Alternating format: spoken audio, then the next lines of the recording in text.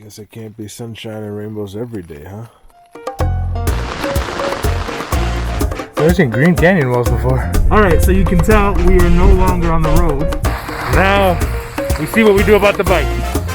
That should not be bent out. Now we gotta, how does this come off? There we go. What are we doing, Andrew? To be honest, I don't really know. Adventure! This is it!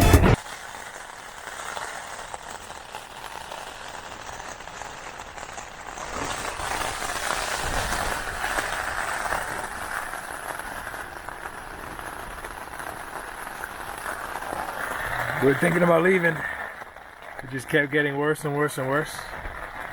I was just dead set on going and leaving. Andrew said we should wait, and I think that's the right choice. So I downloaded a movie on my phone. I'm gonna eat some food, throw my headphones in, watch the movie while waiting out the storm. See, this is why I didn't want to camp so high. We didn't camp at the top of the mountain yesterday, but we did camp basically shortly after. It was just dark and we were dead. So we're still at, I don't know, like maybe 4,000 feet or something. We're still pretty high. So this is what you get when you're really high. But this is where we're at. So now I'm gonna make the best of it.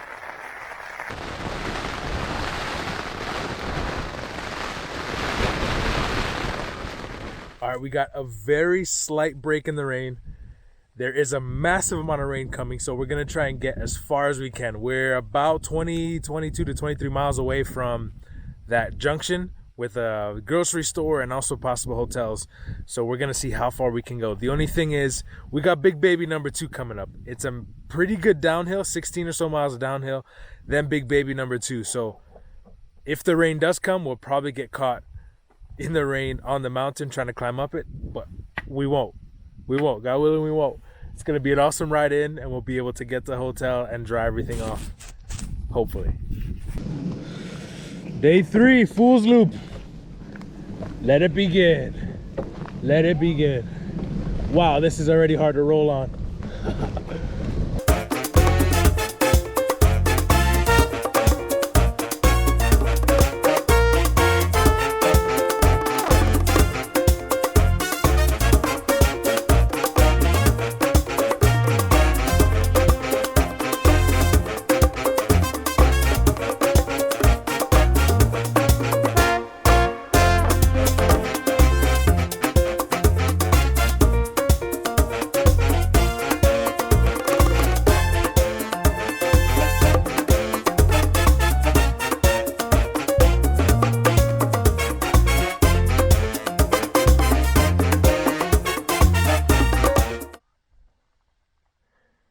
See the green canyon walls? I've never seen green canyon walls before. Anyways, we're feeling some drops. So we're probably about to get rained on. Yeah, we are. Alright, well, I've never had the clay stuff that you hear about in so many videos and all that from other people. But now I do. It literally feels like you're just stopped. You can't. This is just a ton of friction that goes, and now my chain is starting to act all funny, but build up right here and build up right here. This is probably why Specialized suggests, what, a 38 millimeter max on this, and this is a 42, because it needs clearance in case mud does build up, and I do not have any clearance. But I found this little plastic thing. Also a plastic thing that is hard. And I'm using that to clear some of it out. It's almost useless because it's just going to get built up again right away, but we got to keep moving. Soon though, nothing was working. Even standing up and pedaling as hard as I could, the bike still just was not moving. So I took off the frame pack, I threw the bike on my shoulder, and with 15 miles left to town, I started walking.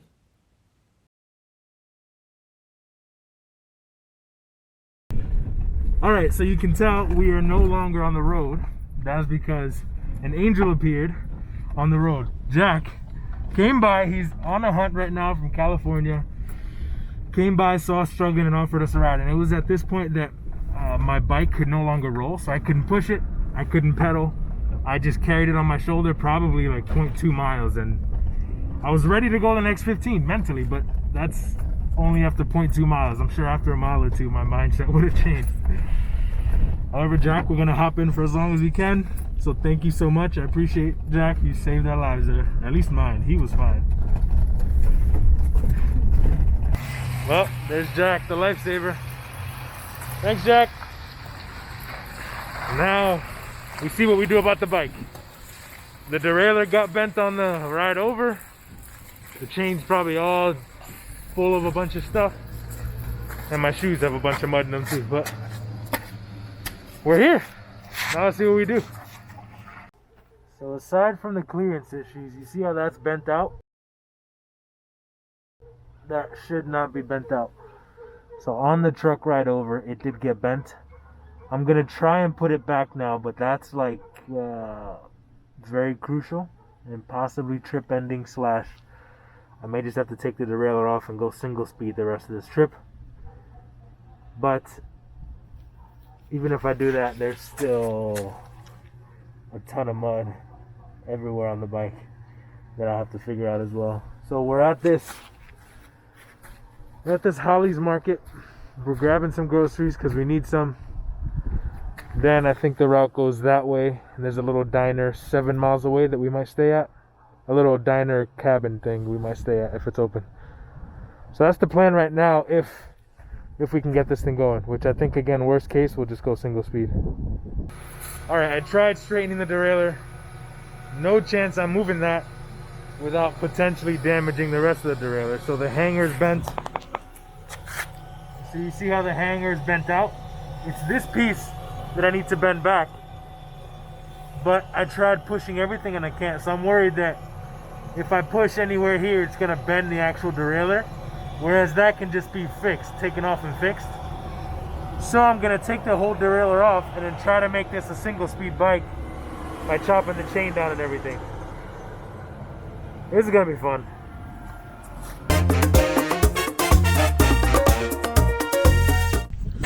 All right, let it be known, I have never done this before. I've never taken a bike and converted to single speed by breaking the chain and all that. But I think there's 3 main steps. Step 1, I believe, again, I told Andrew, like an 80% chance that this plan works, is break your chain at the master link.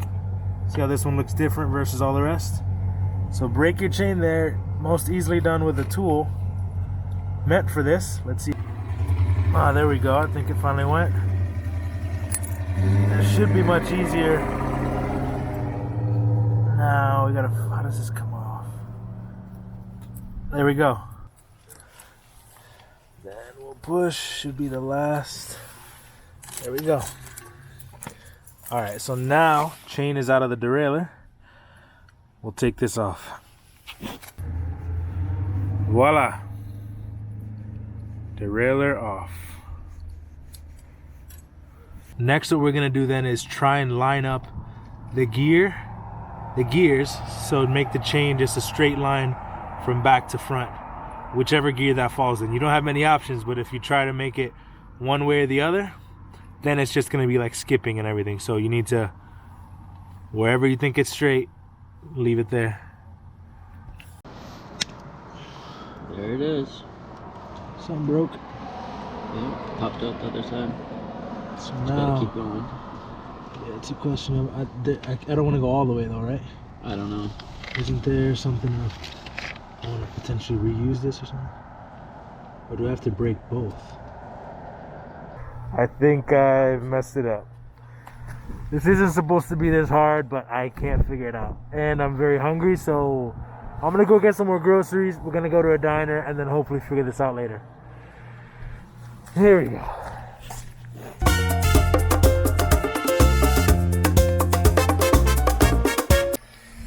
All right, bike's all packed up. We're both full on groceries. What are we doing, Andrew? To be honest, I don't really know. We're maybe going to a diner. We might end up at this Creekside Lodge. and cabins. That's hopefully the end tonight. Gonna go to a diner about 2 miles that way. I'm gonna walk the bike because I got no chain. And then hopefully from there we find some way to get to that cabin about 7 miles away. Yeah, this is all us. I still got a ton of mud on my shoes too. Like,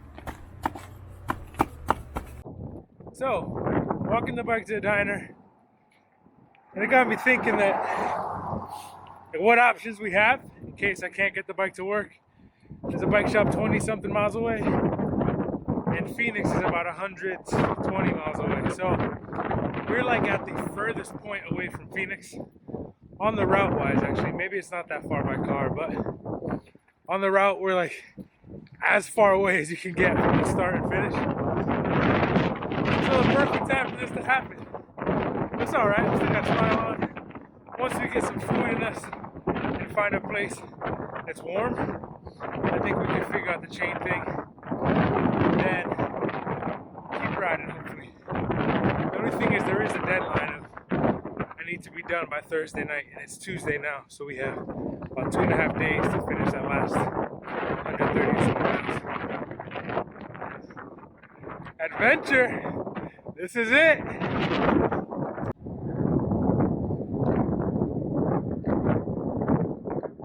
'50s Diner. Let's hope there's nobody here and the food is great.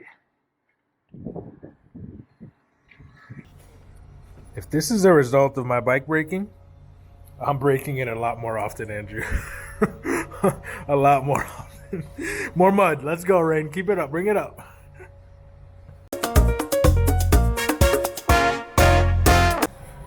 Right now, we're pushing the bike 6 miles to a cabin that we rented for the night, where the hope is to charge everything up, wash everything, and dry it out by a fireplace.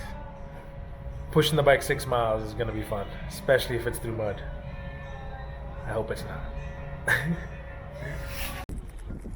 There's our ride. So we're gonna walk the 6 miles, and I just called the hotel. I'm like, hey, we gotta walk. Like, how should we best get there and timing and everything? And they're like, oh, we got a shuttle. We can take you if you want. Yeah, this day's already been shot, so yeah. We're gonna get a shuttle instead of walking 6 miles, and then hopefully fix the bike. Hopefully fix the bike nice and easy.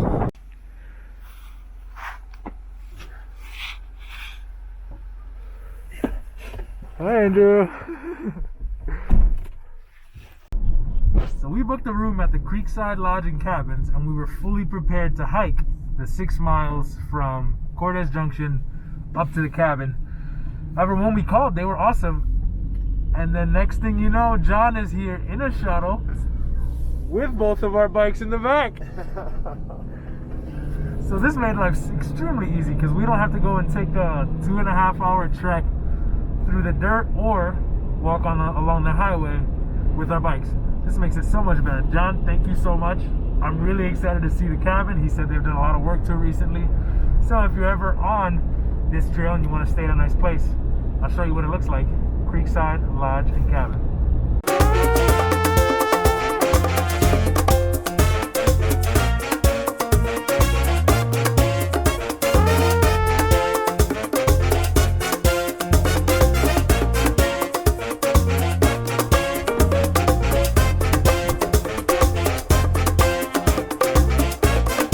Not only is there a fireplace and a hot tub, but they also got a washer and dryer.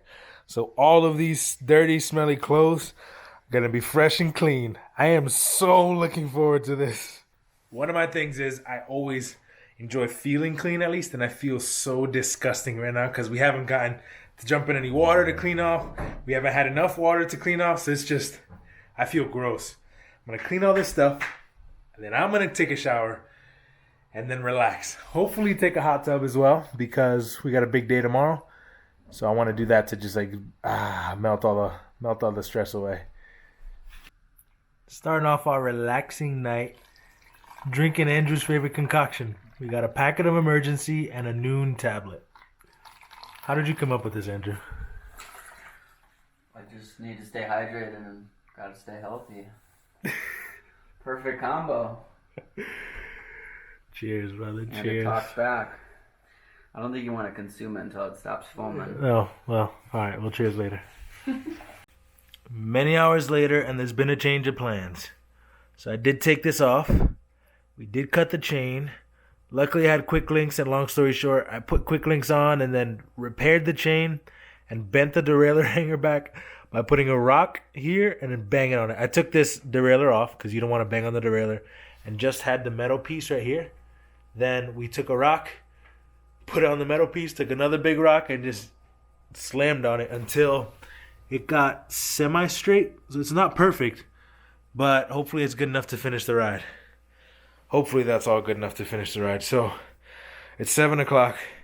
I want to actually enjoy everything here. Maybe even hop in that hot tub. Maybe. It looks a little sketchy, but at least lay down and get a good night's sleep tonight. At least. But moral of the story, I think we're done. As long as there's no mud tomorrow, I think we're good to go.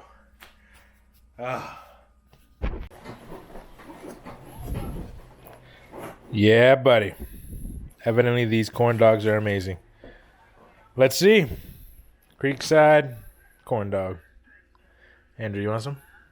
Not today. All right, tomorrow. All right, all clean. All the clothes are washed. The bike is put together. The chain is on. It shifts, kind of. Let's hope that it holds up for tomorrow. And everything is just about done charging. But tomorrow is an early start. We're going to try to get as many miles as we can to get as far along into Cave Creek Campground, which is like the last camping spot before downtown Phoenix. So we're trying to get there tomorrow to then just have 20 or 30 miles on Thursday that we can then pack up and get ready to go. So we're not biking long into Thursday night because then I have a flight Friday morning. So we feel better, feel rejuvenated, and ready to tackle the day tomorrow. This whole trip has been filled with a lot of unexpecteds. And this is still a huge unknown. I mean, whether it's going to even work tomorrow. But that's part of the adventure. That's part of the adventure, and that's why we're here. See you tomorrow.